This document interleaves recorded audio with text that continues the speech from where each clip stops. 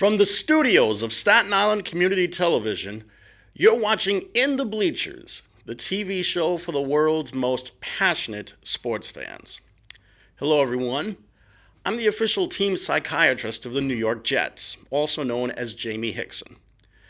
Now, usually Hector Bosa either makes his way into the studio or calls in to join us, but we haven't heard from him yet. Knowing him, he's probably passed out on the couch at home after a whole night of, or a whole weekend of drinking. But hopefully he'll join us sometime soon. We're very happy that you could join us. And as always, you could catch some past episodes of ours on YouTube, Facebook, and Twitter. And you can also contact us on Instagram and Snapchat.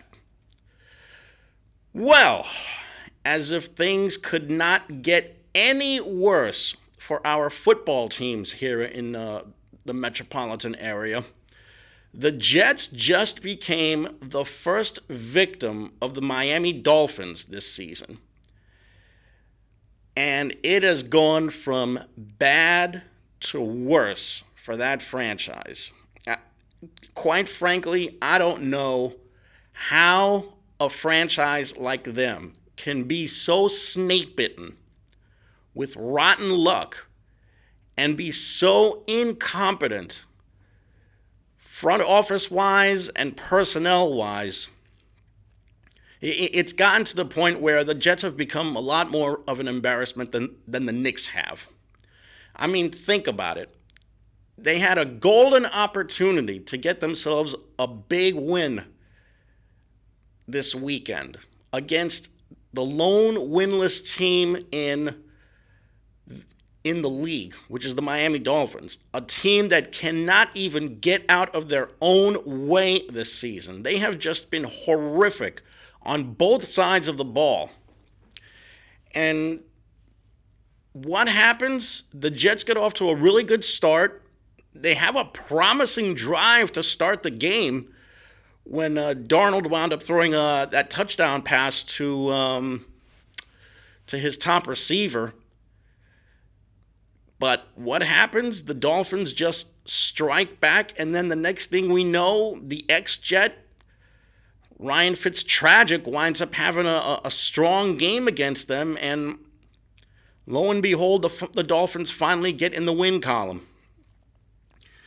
Yesterday was just a case of the same old with that franchise. They cannot sustain drives that can turn into touchdowns.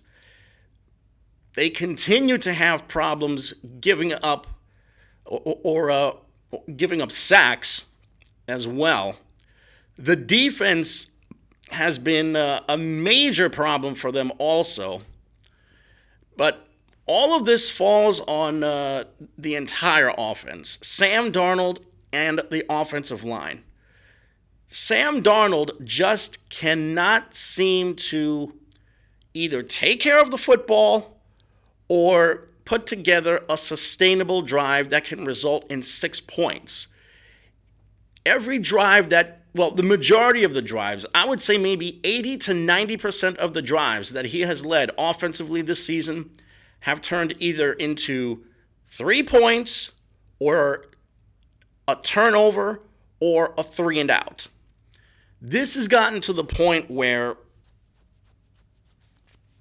things have to start changing immediately for them, because if not, you could be seeing the Jets getting the first overall pick in the draft and not the Miami Dolphins. And I keep hearing that maybe it's time that Adam Gase be fired. First off, the guy never should have been hired in the first place. He was a completely questionable and incompetent hire to begin with. That's number one. Number two, they've got to get some help on that offensive line. And there have been a whole bunch of injuries on that line. We get it. But the bottom line is the guys that they have now are just not helping out to sustain any long drives like the one they put together to start the game yesterday. And that becomes a major indictment on the general manager, a guy who came in, was a no-nonsense guy coming out of Philly. But the next thing we know, we just see the same old with this guy.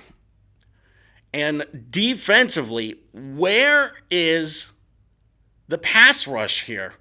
I haven't seen anybody on that line or in the linebacking core putting together a sustainable rush that can even touch the quarterback, much less sack the quarterback.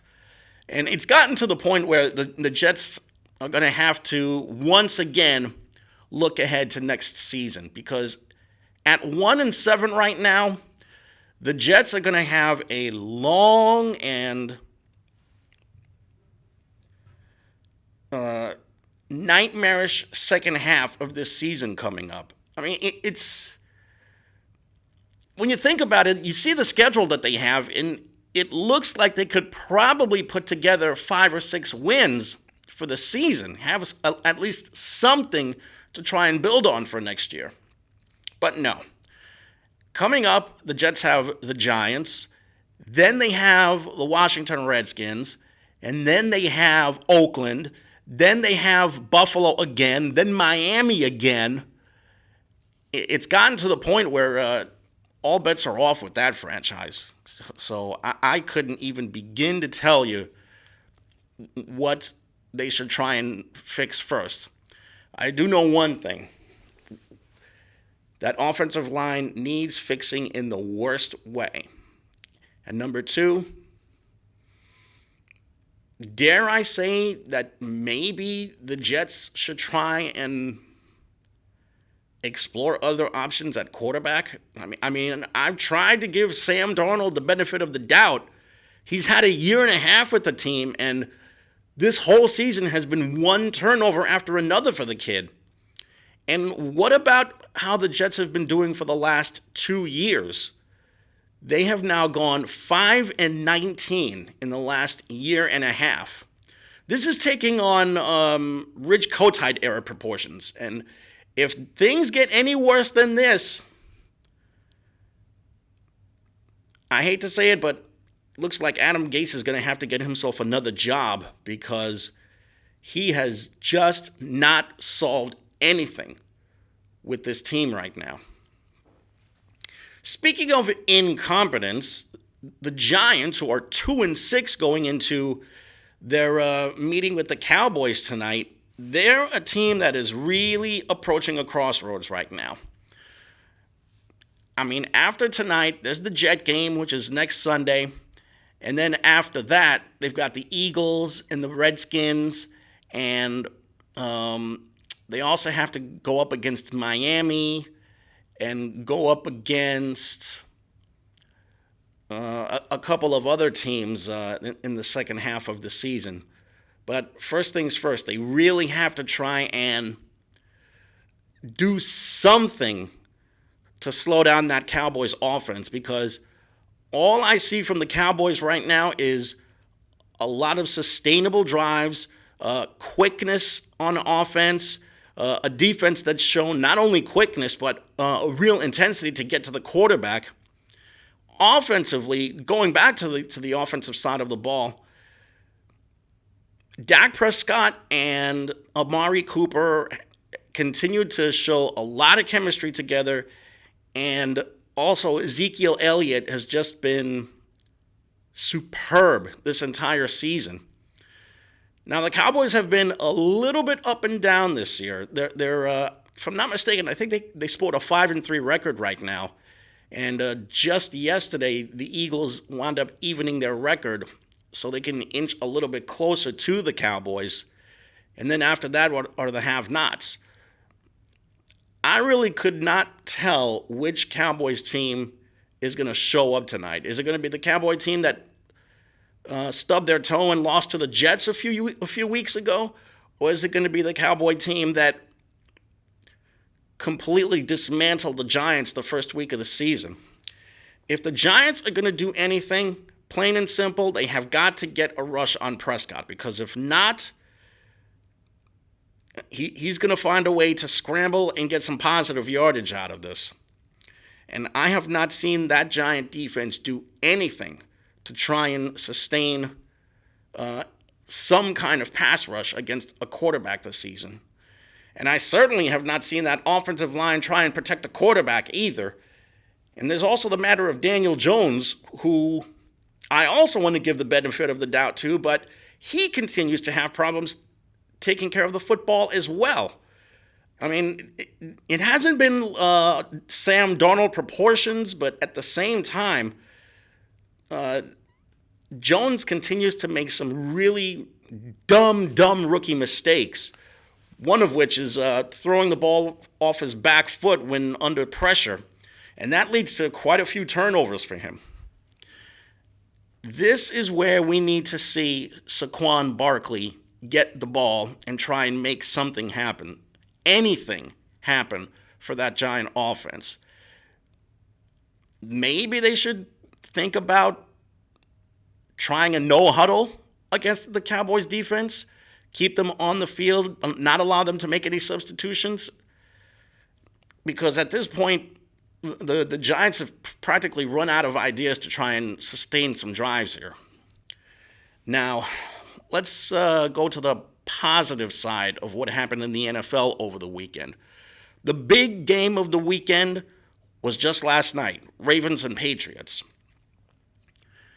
Lamar Jackson continues to defy a lot of the critics that have made their way to him in the last year and a half, and he wound up having a masterful game yesterday. He shredded that Patriot defense both on the ground and in the air, and it seemed like it was the running game that really kept the Patriots on their heels and really caused a lot of problems for them. And because of that, now the Ravens are the next team to try and worry about as far as who's going to come out of that AFC and head to the Super Bowl is concerned. At this rate, I see maybe 3, maybe 4 really good teams to look at as far as who's going to win the AFC is concerned. It's New England, it's Baltimore, it's, I want to say Indianapolis, but the Colts really blew a golden opportunity yesterday after Jacoby Brissett wound up getting forced out of the game because of injury. So right now it's the Patriots, it's the Ravens. The Chiefs are another team to check out. The Chiefs came away with probably their biggest win of the year. Patrick Mahomes could not play yesterday because of injury, so they wound up going with the backup quarterback to try and even things up. And the next thing we knew, they wound up getting an almost 50-yard field goal out of it on the last play of the game to beat the Vikings in what turned out to be a very well-played game between the two teams. The other game that was really hard fought for was the Colts taking on the Steelers. Seems to me like the Steelers are really defying a lot of critics right now.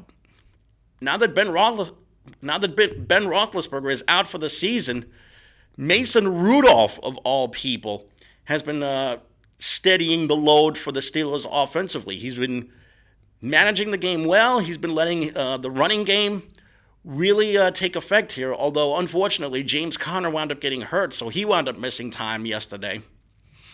But yesterday, the Steelers came away with probably their biggest win of the entire season, and that was beating a Colts squad that wound up going without Jacoby Brissett in this game.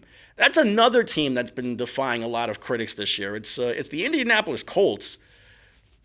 We thought for sure that Jacoby Brissett was not going to be the guy to lead the way for them. Turns out he's probably the most important guy on the offensive end right now. The other big game that was looked at yesterday turned out to be the Eagles winning a humongous game yesterday against the Chicago Bears. And now all of the Bears fans are jumping off the bandwagon right now. They have officially sounded the alarm when it comes to Mitch Trubisky. And right now, Trubisky is another guy that's gone through a lot of problems with the football. He's not sustaining drives either, and because of that, he's losing confidence from his offensive unit. So now it's gotten to the point where the Bears really have to buckle down and try and snap out of things the second half of the season. And there was this really interesting video that I saw just the other day about why the Bears have never had any great quarterbacks in their history. Anybody who's a Bears fan, you look at the history that the Bears have built for themselves, going back to the 1920s. The Bears have built their game on running the ball and really solid defense. Not once have we seen the Bears, except maybe for Sid Luckman, have themselves a really, really, really good quarterback.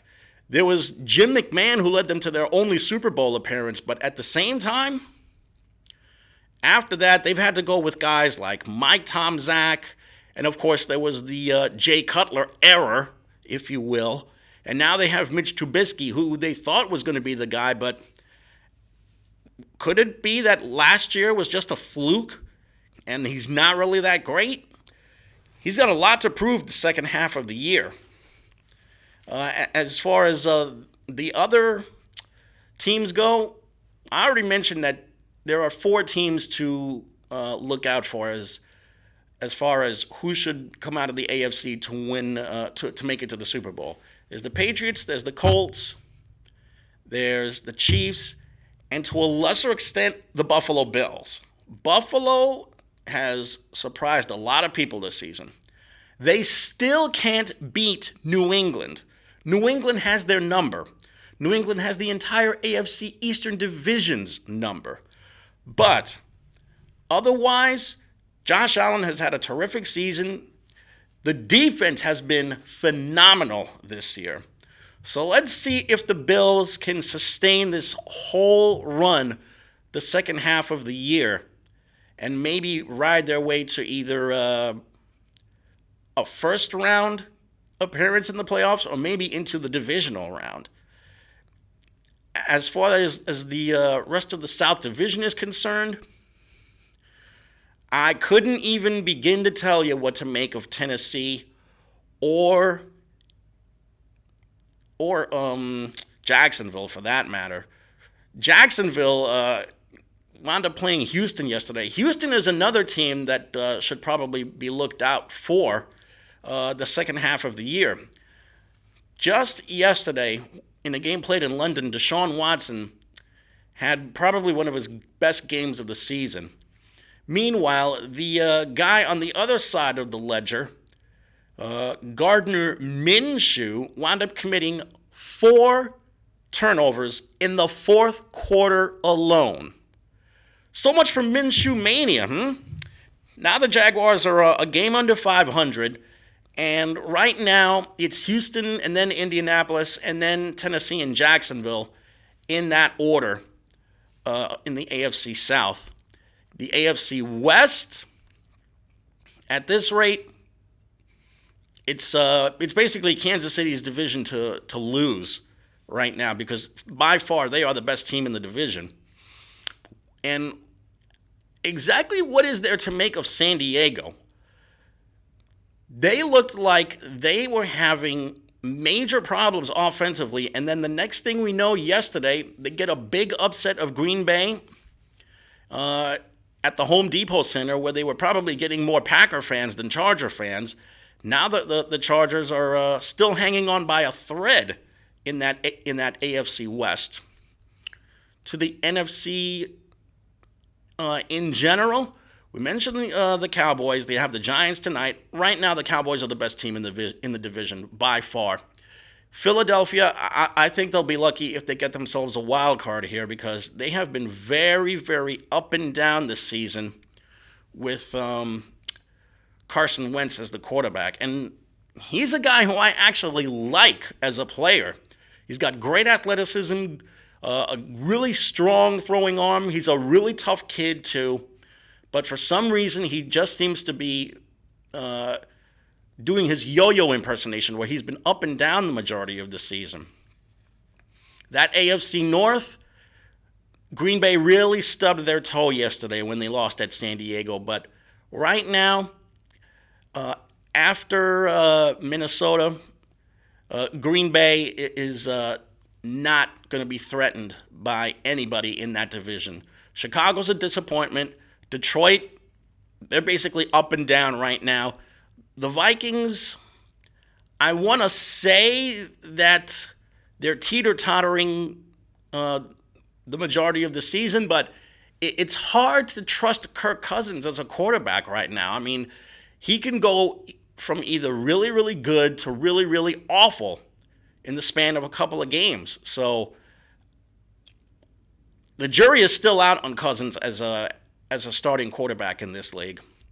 As far as the NFC South, it's all New Orleans at this point in the season. I think by far they are the best team in that division, and I think they could probably claim the NFC title. That's assuming that things don't completely collapse for them. Ergo, an injury to a guy like either Drew Brees or Teddy Bridgewater or to anybody on that offense. Right now, they are just sizzling on each side of the ball. Atlanta is a cruel joke. Tampa's a cruel joke. Carolina is basically going up and down with their backup quarterback right now. And that's basically all they're able to do is just try and break even the first half of the season. As far as the AFC West is concerned, San Francisco just continues to surprise a lot of people. Not only are they undefeated this season, but they have been outstanding, specifically in the passing game. Jimmy Garoppolo has been tremendous. He's got a really terrific tight end, George Kittle, to work with. He's also got a really good core, a very underrated core of receivers that he has to work with as well. So right now, I would say it's New Orleans and San Francisco and Dallas that are the three teams, and of course Green Bay. New Orleans, San Francisco, Dallas, and Green Bay are the four teams to watch in that NFC. And if I had my druthers, I would say New Orleans is the best team right now. I want to see what San Francisco can do against a real contender this year. We haven't been able to dig into any college football at all this season. One thing is for certain, the big game coming up, LSU and Alabama, that promises to be the best game of the entire season right now. Two undefeated teams in the Southeastern Conference's Western Division. Alabama's got a couple of problems at quarterback. Tua Tagovailoa has been in and out with injuries. LSU's just been kicking people's butts. And that's all because of Joe Burrow, the former Ohio State kid who transferred over to Baton Rouge for graduate school. He's had 2 years already with the Tigers, and he has just been devastating offensively. Now, all of a sudden, he has been touted to be a potential top 5 pick in the NFL draft. Let's see how well he does with his draft stock this coming Saturday in Tuscaloosa against an Alabama team that is hungry for another national title under Nick Saban. Looking at the other teams in the national title picture, I think Oregon is starting to round back into form. They have a pretty soft schedule coming up. Clemson continues to just squash opponents left and right. At this rate, the only thing that can stop Clemson is themselves. Their schedule is extremely soft for the rest of the season, and I think they would not have any problem making their way into the college football playoff. At this rate, I see Alabama, Oregon, also possibly Penn State, depending on what they do against Minnesota this weekend, which is also undefeated, and maybe Oregon coming out of the Pac-12. And I would even look at Oklahoma as well as a possible national championship contender. Now, as far as college basketball is concerned, the season is officially going to start tomorrow. They've already come out with their top 25, and I know that Madison Square Garden is going to have this really juicy doubleheader tomorrow. It's Kansas and Duke, followed by Michigan State and Kentucky. And let me tell you, to be a fan of one of those four schools at the world's most famous arena and check out what's going on with this doubleheader. If I'm not mistaken, I think it's the State Farm Classic that's going to be taking place at the Garden. Now, as far as locally in the college scene, unfortunately, Wagner football has had a lot of problems this season. They've only won one game this year. I think they have a 1-7 or a 1-8 record this year, and things have just been going really, really tough for them. Hopefully the basketball team can try and salvage things for the university this year. And my alma mater, St. John's, they've got a very interesting season coming up. They have a brand new head coach, Mike Anderson, who just recently came off his third job in his career. He had been coaching at Arkansas, and before that, he was coaching Alabama, Birmingham, and Missouri. This is an Alabama guy who has no ties whatsoever to the city of New York. And what has this guy been doing? He has been going around the entire tri-state area to try and make some contacts with the Catholic League and also the high school scene. Whether you think it's a good hire or not, give the guy credit for at least trying to build not just for this season, but for seasons to follow. And let me tell you, St. John's has a little bit of a tough schedule this season. In addition to their Big East schedule, they've got a couple of teams on their non-conference schedule that are going to give them a lot of problems. And as it turns out, St. John's has a meeting with Wagner at Carnesecca Arena in Queens at the end of the month. So it's going to be really interesting to see how these two schools match up against each other. They've got some guys coming back. Mustafa Heron and LJ Figueroa are two guys who've made their return for their upper class season. Unfortunately, their top point guard from last year, and also one of their top swingmen, which was Simon. They both declared for the NBA, and if I'm not mistaken, Justin Simon, I should say. Justin Simon is, last I checked, he was on the Bulls depth chart. And Shamori Pons, their do-everything point guard from the last 3 years, last I checked, he was a Houston Rocket. So let's say good luck to Shamori Pons and Justin Simon for this season as they try to keep their NBA dream alive.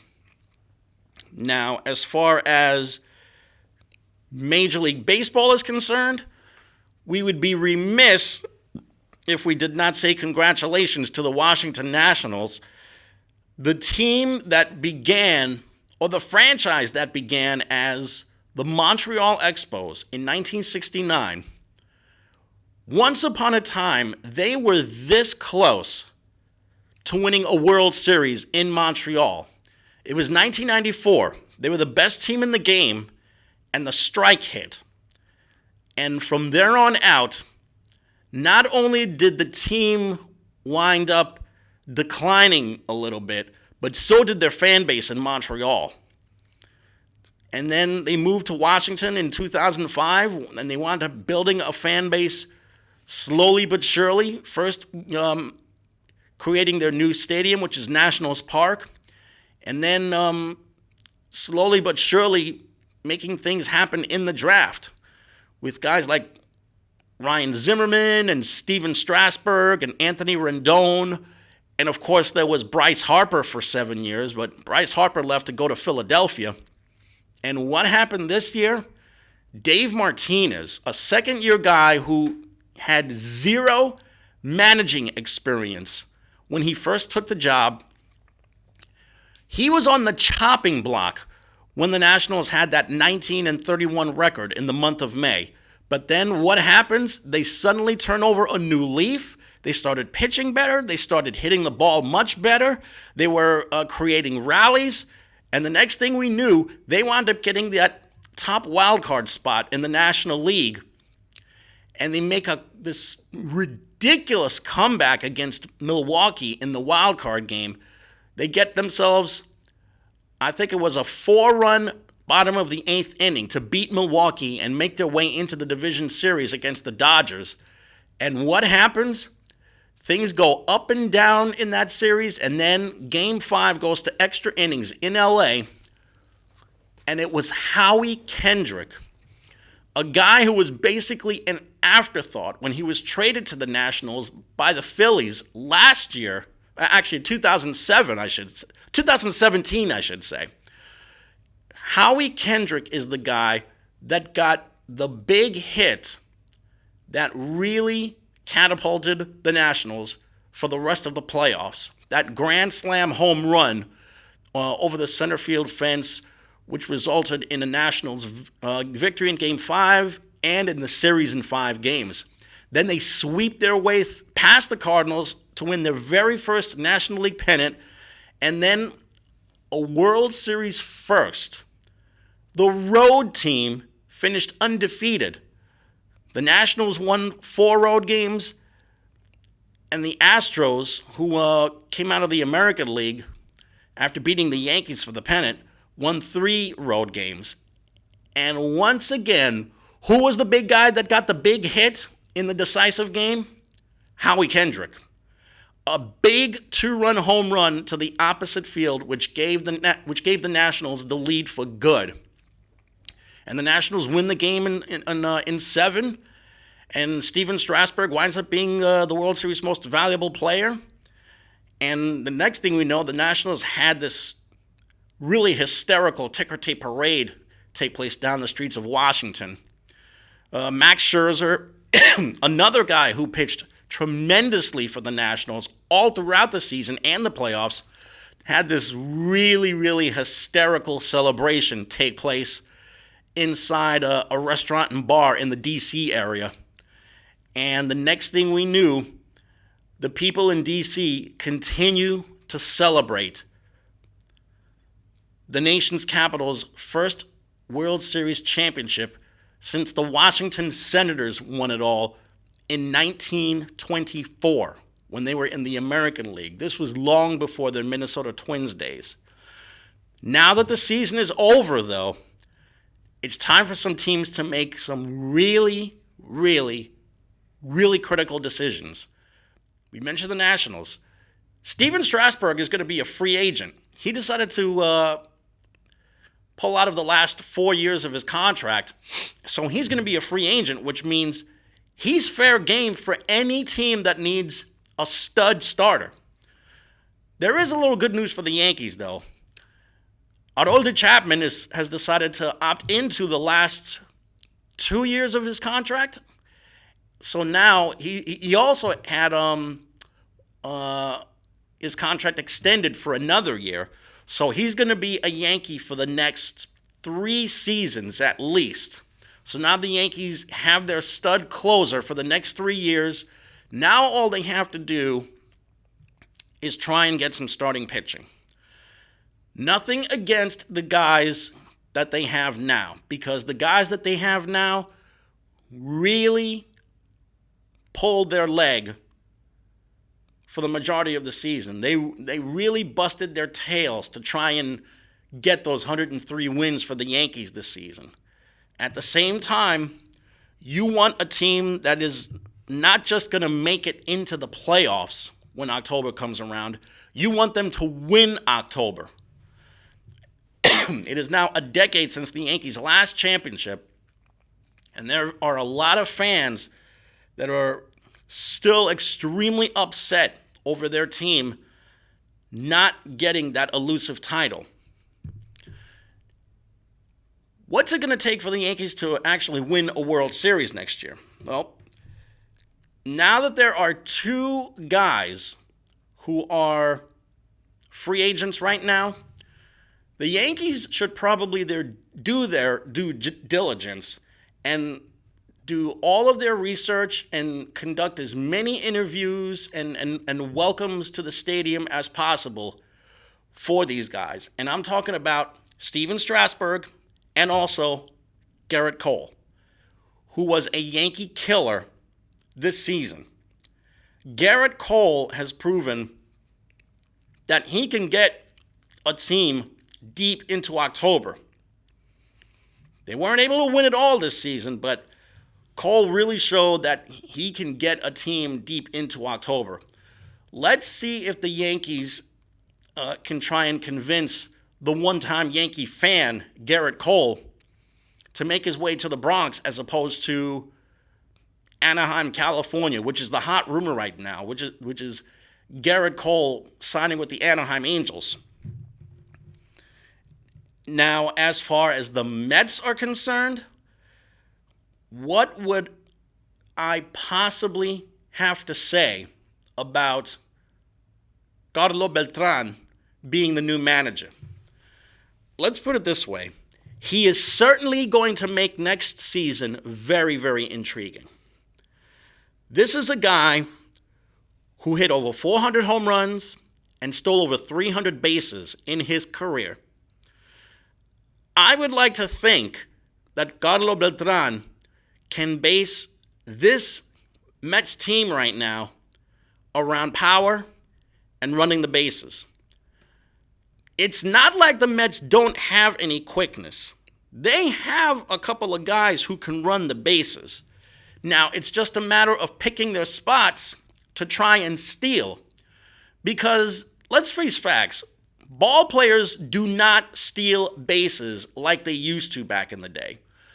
Nowadays, you have guys stealing as much as 40 or 50 bases a season. I remember when Rickey Henderson played for the Oakland Athletics, he holds the major league record by stealing 120 bases in one season. He also holds the record by stealing more than 1,000 bases for a career. It is time we brought the stolen base back to baseball so we can bring some excitement to the fans for next season. And not just the stolen base. We need to see some hit and run out of these teams.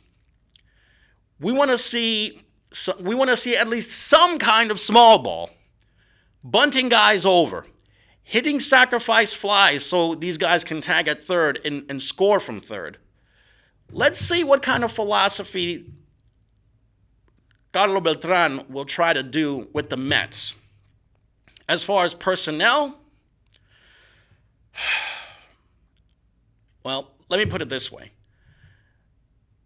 The Mets really should do what they can to re-sign Zach Wheeler. Because right now, if you put him in that rotation with DeGrom, Syndergaard, Steven Matz, and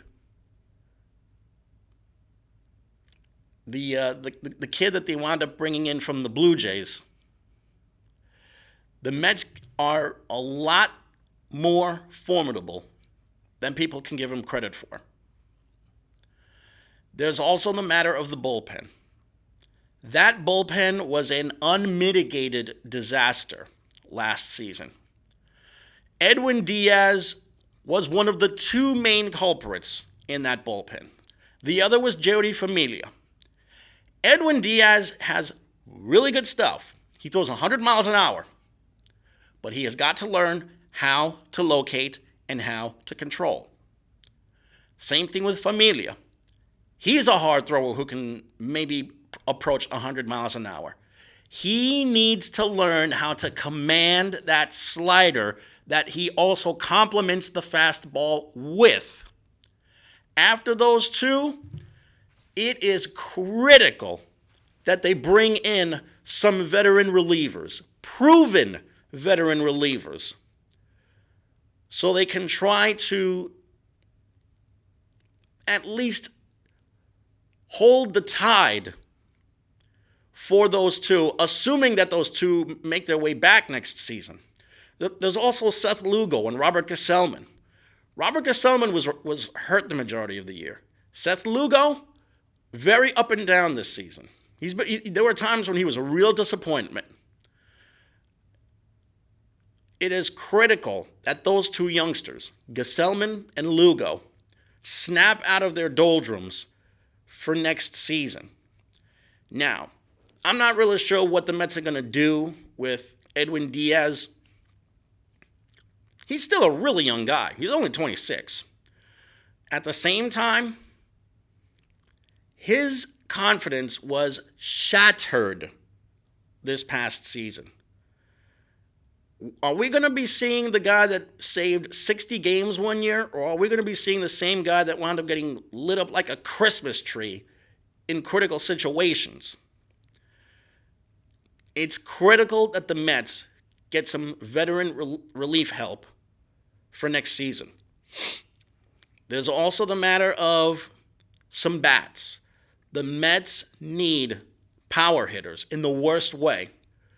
Granted, Peter Alonso and Michael Conforto really brought a lot of excitement to Mets fans last season. Specifically Alonso. He now has a rookie home run record that looks like it's not going to be broken for a few years. At the same time, they need support in the worst way. There's still the matter of Yoenis Cespedes. He rehabbed all of this past season from heel and ankle or foot injuries. Is he going to be ready next season? Because if he is, you see him at the plate. The Mets are a better team with him in their outfield and in their batting order. Other than that, I just saw that the Mets decided not to bring back Juan Lagares. His option year was declined. So where are the Mets going to go to try and get some outfield help? Also, what's going to be of Robinson Cano? He's got a long-term deal still owed to him, another 4 years. Is he going to continue to stink it up when he's healthy? Or is he going to try and fix some mechanical issues in his swing and maybe make things happen for real, like in his Yankee days? There's also the issue of third base. Are they bringing Todd Frazier back, or are they going to get somebody else to be the third baseman? There's also the issue of J.D. Davis. Where is J.D. Davis going to play, and also with what franchise? Is he going to be a Met, or is he going to be someplace else? I have been saying over and over, outside of the show, that the Mets should try and cut a deal for Mookie Betts. Mookie Betts would be such a shot in the arm for that franchise and for that fan base that Met fans would probably have a little something to look forward to next season. But what do the Mets have to give him? The only person I could think of is maybe J.D. Davis. They have a couple of guys in their farm system Andre Jimenez, who's their shortstop prospect, who just won a batting title in the Arizona Fall League, maybe he could be used as trade bait. Or the Mets might have to be inclined to give up one of their pitchers just to make a deal complete. As much as I would hate to see it happen, part of this game, part of sports is having to give a lot in order to get a lot. So let's see exactly what the Mets can try to do here. I also heard that the Mets actually tendered a contract to Zach Wheeler. So let's see. It'll be up to Wheeler to accept the deal. And if not, then he's going to be a free agent. Maybe the Mets can try and work out a long-term deal with him, or maybe they'll just look elsewhere for pitching. Tell you what, though, Zach Wheeler really improved by leaps and bounds this past season. So let's see exactly what his thought process is going to be for the rest of the year, and for the rest of the offseason, I should say. Now that the season is over, they're going to be getting to the point where they're going to be giving away the postseason awards. They already gave away the Gold Gloves this past weekend. So now they are going to be giving away Rookie of the Year in both leagues, Manager of the Year in both leagues, the Cy Young winner in both leagues, and the Most Valuable Player in both leagues. I'll tell you right now, Peter Alonso, if he is not named the National League's Rookie of the Year, then somebody in that media does not know baseball. That's number one. Number two, who should be the Most Valuable Player? Everyone keeps saying Mike Trout of the Angels, but Mike Trout, as great a player as he has been this season, I haven't seen him win that many games for the Angels in the last 5 seasons. So you can take that for what it's worth. If anything else, Nelson Cruz of the Twins should definitely get some votes. DJ LeMahieu of the Yankees should definitely get some votes. And maybe, just maybe, Marcus Semien of the Oakland Athletics should probably get some votes. As far as who should be the MVP in the National League, Cody Bellinger maybe. Maybe Ronald Acuna of the Braves. Maybe, I'm just throwing names out there. Anthony Rendon of the Nationals. What about him, making him the National League's most valuable player? Just thought I'd throw some names out there. Now, as far as what's going on in the NBA, the media wants to ask if it's too early for Brooklyn Nets fans to panic. The Brooklyn Nets have played 6 games this season. I think it would be a little bit too much of sounding of the alarm to say that that it's time to panic. I will say this, though. That team has a lot of problems. Specifically, they cannot defend whatsoever. And they've already lost a couple of games that, quite frankly, they should have won. They lost to Detroit, which is a horrible, horrible win because Detroit is extremely mediocre. They lost to Memphis, and they lost to Minnesota. When you think about it, right now, the Brooklyn Nets should be 5-1 this season.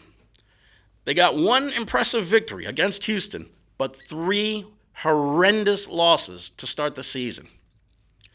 As far as the Knicks are concerned, should we even be surprised that this sorry franchise is 1-6 right now?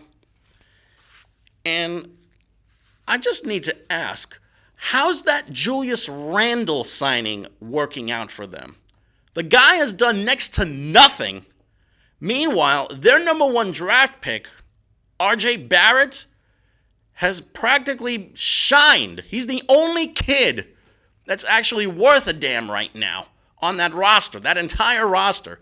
Everybody else has either underachieved or just plain sucks. And I'm telling you once, and I told you a trillion times, as long as that slime of an owner is running things, nothing good will come out of that franchise. And I've been asked whether when the future makes its way, for example, 2020 or 2021. In 2020, Giannis Antetokounmpo is going to be potentially the biggest free agent ticket of the summer of 2020. Does anybody honestly think that he is going to want to leave a contending situation like Milwaukee to go to a mausoleum like Madison Square Garden and play there full time? I mean, granted, he said that if they don't contend this year, then it would change his thought process as to whether he would want to sign long term with the Bucks. But let me tell you, Milwaukee has got a really good thing going right now. Other than that, I just don't see any superstar. I don't see any assistant coach or head coach with a 5-cent brain wanting to make their way to Madison Square Garden and call that place home for a long time. It has gotten more and more putrid, more and more embarrassing, and more humiliating seeing that sorry franchise losing not just games to start with, but why are you losing to the Sacramento Kings, another team that is not able to get out of their own way right now, another franchise that has been steeped in incompetence? It boggles the mind how there can be certain franchises out there like the Kings and the Knicks and the Jets and the Arizona Cardinals and the Detroit Lions and the Charlotte Hornets and the Phoenix Coyotes and the Miami Marlins, who can just be that stupid personnel and front office wise. I don't get it. Someone is falling asleep at the wheel at these places. I just could not even begin to fathom why so much incompetence would make their way to either franchise. And it's not like these places are in locations that are particularly horrendous. I mean, you take the city of Miami, a place with tremendous weather, no state income tax. You put together a proper franchise, and right now, the only franchise that seems to be doing things right is the Miami Heat. If the Heat were to be given maybe 2 or 3 other superstars, they could probably make their way back to championship contender status. Those other franchises I see right now, the Dolphins and the Florida Panthers and the Miami Marlins, I just don't get it. The Marlins refuse to pay their roster. The Dolphins, they don't know what the hell they're doing. The Panthers, they're that square peg that's still trying to fit in a round hole for some strange reason. Well, enough about that. I have another 5 minutes to go. We certainly hope that you had the most awesome Halloween this past Thursday, because we certainly did. We hope that you spent it very safe, very sound. We certainly hope that you got a lot of candy And we certainly hope that you had a wonderful, wonderful time in costume. Now, as far as what else is going on in the world of sports, at least the Rangers are starting to bounce back to form. They wound up getting such a critical victory against the Nashville Predators over the weekend. They're playing the Ottawa Senators right now. This is a game that the Rangers should be able to win because Ottawa is another franchise that cannot get out of their own way. They're 5 games under 500. They have ownership that is just downright brutal. The fans want to get pitchforks and torches against the guy, and they have a roster with guys that, quite frankly, cannot wait to get the hell out of there. As far as the Islanders are concerned, leave it to the Islanders to be the only team in town to really, really start things off on a solid note. They wound up getting a huge win over the weekend as well. Now the Islanders have, I think, a 10-3 record, and they continue to do things the right way. They're building with guys like Matthew Barzal and a bunch of other young players as well. The Devils, unfortunately, continue to struggle this season. They've been losing a lot of tough games recently. So it's gotten to the point where the Devils are really going to have to try and snap out of it and put together a really sustainable winning streak to try and make something out of the rest of the season.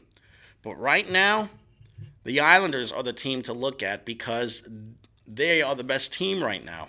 They're the best team because they've been getting balanced scoring from a whole bunch of their guys. As for the Rangers, seems to me like the Rangers have their goalie of the future all of a sudden. Alexander Georgiev wound up getting a critical win over the weekend. Now, let's see what the Rangers can do with King Henrik in goal for about 50 or 60 games. Well, so with about 2 minutes left, I want to say a quick word of thanks to Kenny Graham, who's on the other side of the glass. And I also want to say thanks to everybody for watching at home. If you have a story that you would like to have told here in the Bleachers, we would love to know about it. So please contact us at Twitter and at Facebook and at Snapchat and at Instagram, and we would love to hear from you. So, Kenny, why don't we just sign off early? How about that? Good. I got the thumbs up from him. So that's going to do it for us, for everyone here, and for Hector, who unfortunately was not able to make it in tonight. I'm Jamie. We hope to see you next Monday night. Good night, everyone.